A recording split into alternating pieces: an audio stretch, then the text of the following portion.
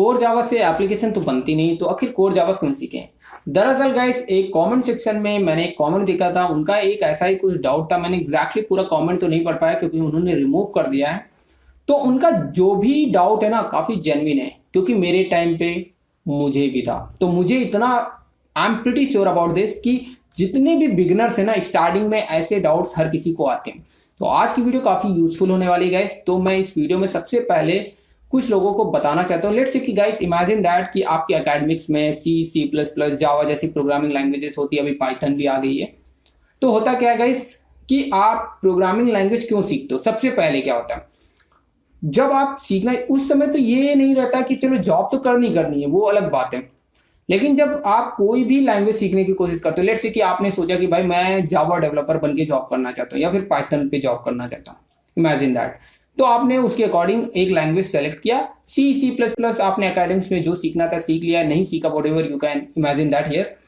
But आपने क्या किया कि लेट्स से कि आपको जावा में जाना है, तो आपने क्या किया, जावा के लिए ऑफलाइन इंस्टीट्यूट या किसी कोचिंग में जाकर के अपना एनरोल करा लिया कि अब मैं जावा मतलब कि प्रोग्रामिंग लैंग्वेज जब सीख लूंगा तो मैं खुद की एक एप्लीकेशन बनाऊंगा। और वो एप्लीकेशन सबसे पहले माइंड में जानते हो कौन सी आती है, व्हाट्सएप, इंस्टाग्राम, ठीक है, फेसबुक जैसी एप्लीकेशन जो आपके मोबाइल में भी करेंटली अवेलेबल है।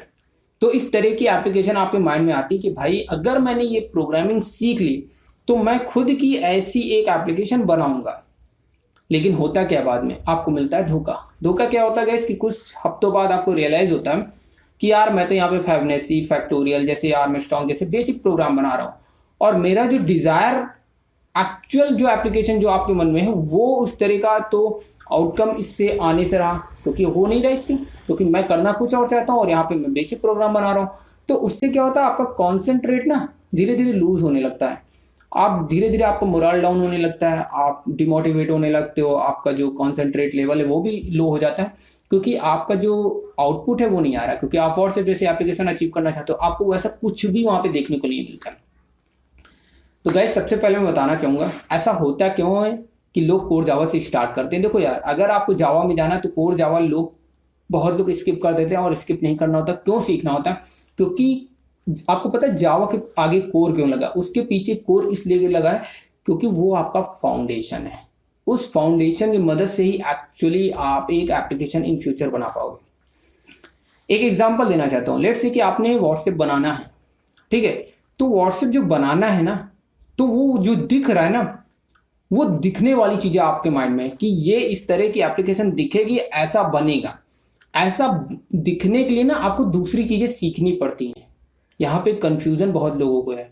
और अभी आप जो स्टार्टिंग में सीखते हो वो जानते हो क्या सीखते हो, जैसे कि आपने व्हाट्सएप ओपन किया, अब जो टेक्स्ट बॉक्स होता है जहाँ पे आप लिखते हो, टाइप करते हो, और उसके बाद जो एक बटन होता है राइट हैंड पे जिस पे आप क्लिक करते हो और वो मैसेज सेंड होता है। जो क्लिक होता है ना, उस क्लिक पे जो आप बैकएंड में कोड होता है ना, वो समझ लो आपका जावा कोड होता है, वो आप सीखते हो स्टार्टिंग में।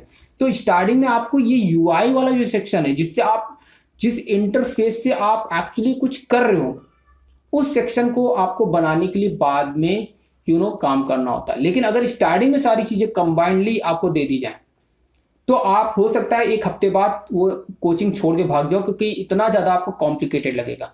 तो यहाँ पे सबसे पहले कंफ्यूजन क्लियर करो गाइस, कि जो कोर जावा है ना वो आपको फाउंडेशन को क्लियर करता है और वो आपको कंसोल बेस्ड एप्लीकेशन बनाने की मदद करता है। कंसोल बेस्ड एप्लीकेशन का मतलब वो ब्लैक विंडो पे सिर्फ आप अपने आउटपुट देख पाओगे, वही प्रोग्राम। लेट्स से कि आपको कैलकुलेटर बनाना है, जैसे कि आप अपने विंडोज पे देखते हो कैलकुलेटर जो होता है, उस कैलकुलेटर को बनाना है। तो कैलकुलेटर जो बनाना है ना, 2+2 करते हो तो 4 हो जाता है। तो वही चीज आप कंसोल पे भी करते हो, 2 इंटर करते हो, 2 इंटर करते हो, तो क्या जनरेट होता है रिजल्ट में, आप कंसोल पे सिस आउट करा देते हो, system.out.println 4 वहां पे प्रिंट हो जाता है। तो जो फंक्शनैलिटी यहाँ पे जो कुछ अच्छा अचीव की है ना जो कैलकुलेटर में, वो ही यूआई सेक्शन से सिर्फ मर्ज करना होता है। यूआई के लिए आपको दूसरी चीजें सीखनी पड़ती हैं। ये सबसे बड़ा कंफ्यूजन है। जो आप बटन पे क्लिक करते हो, टू के पीछे ना वो जो इंटर हुआ, जो स्कैनर से आपने इनपुट लिया है, वही एक्चुअली आपने कॉल करना है। लेकिन यूआई सेक्शन के लिए फर्दर चीजें आपको लर्न करनी पड़ती है, जैसे स्विंग हो गया, जावा एफएक्स हो गया। तो ये सब चीजें आपको लर्न करनी पड़ती है। अगर वेब एप्लीकेशन के टर्म्स में बात करें तो आपको जावा स्क्रिप्ट, HTML, CSS, ये सारी चीजें लर्न करनी पड़ती। बहुत सारा स्टेप आपको लर्न करना पड़ता है, तब जाके कंप्लीट एप्लीकेशन बनती है। एक कंप्लीट एप्लीकेशन जो आप अपने मोबाइल में देख रहे हो ना, उसमें बहुत सारी चीजें कंबाइनली जुड़ी हुई हैं, तब जाके। तो आप स्टार्टिंग में वो बेसिक्स फाउंडेशन को क्लियर करते हो, ताकि आप जब फाउंडेशन क्लियर कर लोगे तो आपको बेसिक जब कंसोल बेस्ड एप्लीकेशन बनने आ जाएंगी, तब आप यूआई लेवल पे एप्लीकेशन बनाओगे। क्यों बनाते हैं यूआई? बेसिकली जो एप्लीकेशन आप बना के लॉन्च करोगे ना, उसको कोई ना कोई कंज्यूम करेगा। वो होगा एक एंड यूजर जिसको कोडिंग के बारे में कुछ नहीं पता होगा, तो उसने उस पर जो भी ऑपरेशन परफॉर्म करना होगा उसको बटन के फॉर्म में उसको दिखना चाहिए, उसको कोडिंग के फॉर्म में नहीं। वो कंसोल पे जैसे आप करो वो, क्योंकि आपका टेक्निकल माइंड हो चुका है, लेकिन यूजर का तो टेक्निकल माइंड नहीं है, तो वो कैसे इंटरेक्ट करेगा आपकी एप्लीकेशन पे? तो उसके कन्वीनियंट के लिए हम उसको एक यूजर इंटरफेस प्रोवाइड करते हैं, विच इज यूआई, राइट, जिसके थ्रू, जिसे हम लोग यूआई भी बोलते हैं, ग्राफिकल यूजर इंटरफेस, जिसके थ्रू यूजर इंटरेक्ट करता है। लेकिन उसके जो यूजर जिस पे भी इंटरेक्ट कर रहा है, उसके बैकएंड में एक कोड होता है जो आप कोर की मदद से अचीव करते हो। वो जो ऑपरेशंस हैं वो कोर की मदद से परफॉर्म करते हो, इसलिए कोर जावा हम सीखते हैं, कोर जावा से। और ऐसा भी नहीं गाइस, ये कभी भी मिथ मत रखना कि कोर जावा से किसी टाइप की एप्लीकेशन नहीं बनती है गाइस। उसके लिए अलग अलग लाइब्रेरीज आपको सीखनी पड़ती हैं। लेकिन बेसिकली हम लोग कंसोल बेस्ड एप्लीकेशन बनाते हैं, लेकिन कंसोल बेस्ड एप्लीकेशन के साथ साथ आप विंडोज बेस्ड एप्लीकेशन बनाते हो। विंडोज बेस्ड एप्लीकेशन जो है, जैसे कि आपका कैलकुलेटर विंडो पे पड़ा हुआ, वो भी यूआई सेक्शन। उसके लिए फर्दर आपको क्लासेस देखनी होती कौन कौन सी है। जैसे स्ट्रिंग आप पढ़ते हो तो उसके थ्रू आप यूजर इंटरफेस के थ्रू एप्लीकेशन क्रिएट कर सकते हो, एक बेसिक कैलकुलेटर बना सकते हो, डिजाइन कर सकते हो। पहले आपको डिजाइनिंग के लिए आपको सोचना पड़ेगा, पहले डिजाइन, उसके बाद हर बटन पे जो 2 पे 4 पे 5 पे जो क्लिक करोगे उसके पीछे वही लॉजिक बनाओगे जो कंसोल पे आप बेसिक एप्लीकेशन कैलकुलेटर का एप्लीकेशन बनाते हो। फिर फाइनली वो पूरा कंबाइन करके एक फुल एप्लीकेशन बनेगा। और अगर आपकी एप्लीकेशन में कुछ डेटाबेस से रिलेटेड है तो आपको फिर डेटाबेस फर्दर सीखना पड़ेगा। फिर डेटाबेस से आपकी एप्लीकेशन को इंटरेक्ट कराना होगा, तो आप वहां पर फिर जेडीबीसी का कॉन्सेप्ट आ जाता है, राइट। तो different kind of software available हैं, एप्लीकेशन अवेलेबल हैं गाइस। तो यहाँ पे आप कंफ्यूज मत होना गाइस। तो जो आप अपने कंप्यूटर पे देखते हो जितनी सारी चीजें, वो सब एप्लीकेशंस हैं, ठीक है, वो सॉफ्टवेयर्स हैं। जैसे आपका चाहे आप एक्लिप्स ले लो, वो भी एक तरह का सॉफ्टवेयर है, हर चीज एक सॉफ्टवेयर है, ठीक है।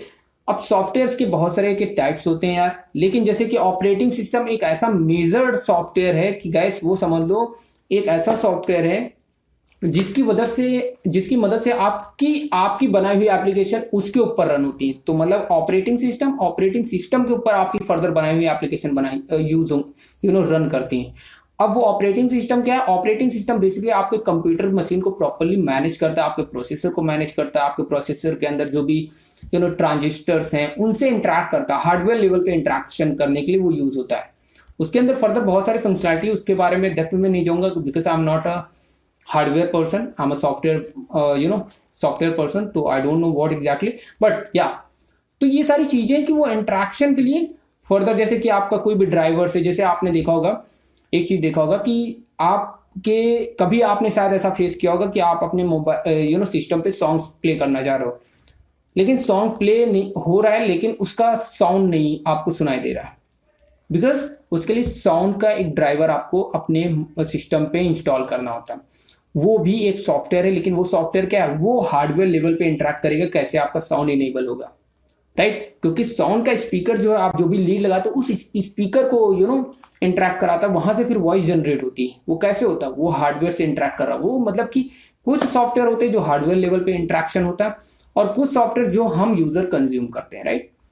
तो डिफरेंट काइंड ऑफ एप्लीकेशन होते हैं जिनको हम शायद सिस्टम सॉफ्टवेयर और एप्लीकेशन सॉफ्टवेयर ऐसे बोलते हैं, बट मैं इनकी डिटेल में नहीं जाऊंगा क्योंकि मुझे पता है आपको कंफ्यूज नहीं करना, बेसिक रखना है गाइस। और दूसरी चीज मैं सबसे इंपॉर्टेंट बताना चाहता हूँ कि यार जो वेब एप्लीकेशन है, वेब एप्लीकेशन कुछ ऐसी एप्लीकेशन होती हैं जो आप एक्चुअली कहीं पे इंस्टॉल नहीं करते हो, वो एक सर्वर पे रखते हैं और वो इंटरनेट के थ्रू चलती हैं। जैसे कि आपका फेसबुक एक इंटरनेट के थ्रू चलती है, लेकिन हाँ उसकी एंड्रॉयड एप्लीकेशन मिल जाती है तो आप मोबाइल में इंस्टॉल करके चला सकते हो।